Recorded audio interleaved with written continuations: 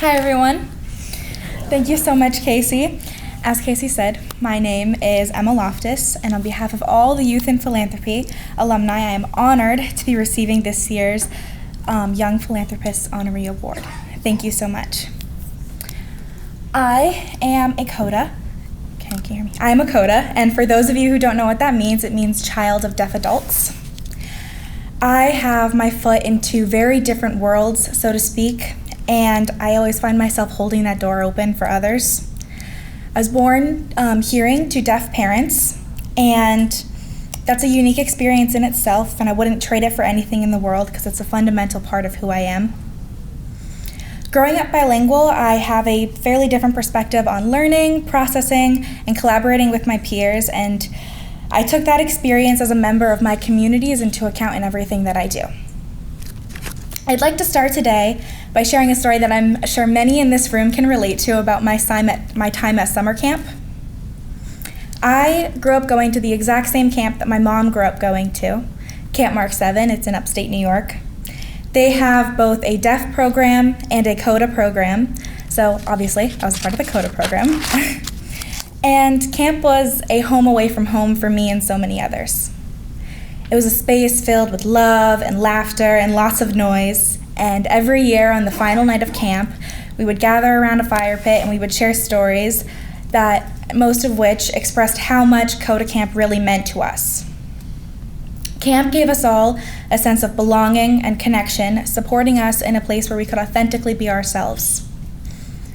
Because I am never completely a part of the deaf or the hearing world, I'm always a part of both, Camp Mark 7 became very important to me.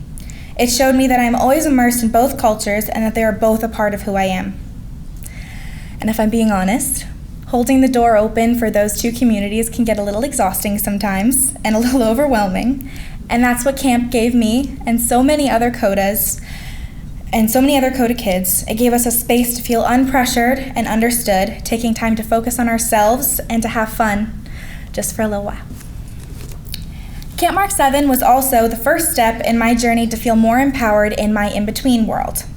And with that newfound empowerment, I started my first year of high school. A little scary.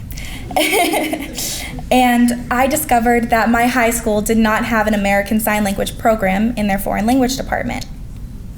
So with my knowledge and experience with the deaf community, I founded the American Sign Language Club at Natick High, which has been going on for 4 years.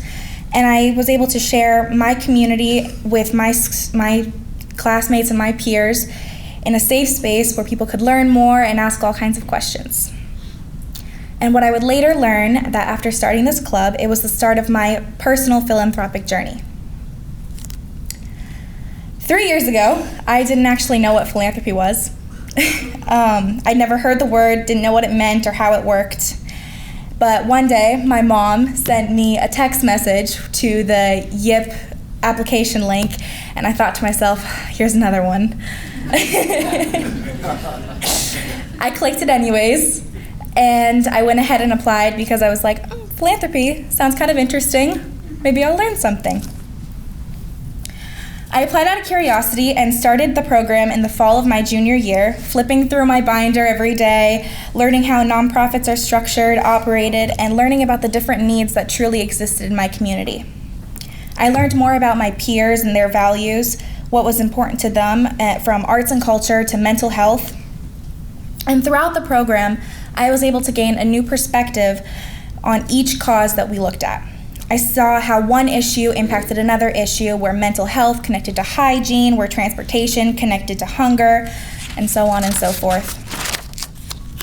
I learned that each of us at the table had something to bring, and we all felt more empowered to make a difference. Because if it was our time, our talent, or our treasure, we all had something that we wanted to give. In learning about philanthropy, I also realized that I grew up doing philanthropy without even realizing it. Participating in fundraising events for the NAD, the National Association for the Deaf, and for other organizations that supported deaf studies.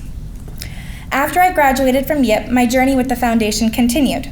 I couldn't say goodbye quite yet, only how can I be a part of this work moving forward?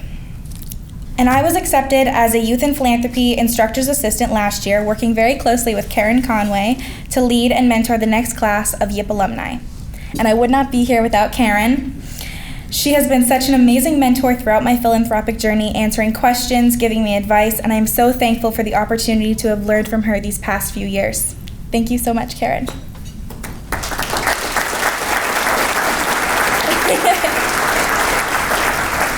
In addition to working as an instructor's assistant, I also became a member of the Youth in Philanthropy Junior Board, navigating and learning from monthly meetings, events, and guest speakers from organizations like Advocates and Runway for Recovery. I was expanding my understanding of philanthropy and my community's needs. All of this has contributed to my passion for philanthropy and giving back. So today, I leave not only with the honor of being this year's Young Philanthropist Honoree, but also with a personal goal of mine that has been sparked, inspired, and nurtured throughout the last few years of my life. And I'm putting it out here just to get the ball rolling. I have a dream of one day starting my own foundation in support of the very community that has given me so much and shaped so many of my values. That is the deaf community. This foundation would support the general operations for Camp Mark 7, the same camp that I mentioned earlier, and provide college scholarships for CODA students, for very deserving CODA students. I recently learned that many of the facilities and floors at Camp Mark 7 are in need of repair, and when I heard about this, I instantly wanted to help and support in any way that I could. For now, that help is going to come in a fairly small way, but someday I want to help them in whatever way I can in some big way. So thank you to everyone who is here, the Foundation for MetroWest, Karen, my mom, my grandma, and to all of you for the support that you have shown me and all of the YIP alumni throughout the years. YIP was the springboard that helped shape my views of philanthropy, empowering me to have a broader view of how I can give back to my community, and I will always be grateful for the opportunity to have participated in YIP. Thank you.